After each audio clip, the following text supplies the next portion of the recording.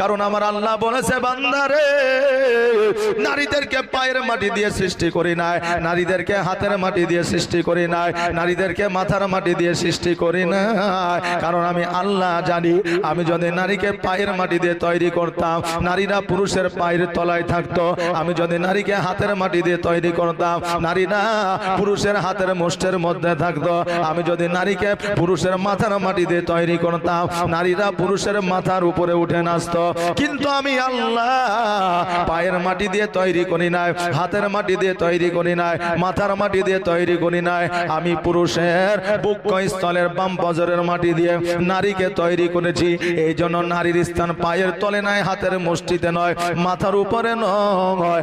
আল্লাহ বলে প্রত্যেকটা স্বামীর কাছে প্রত্যেকটা স্ত্রীর জায়গা হলো বুকস্থলে, হৃদয় মাঝে। জোরে বলেন সুবহানাল্লাহ।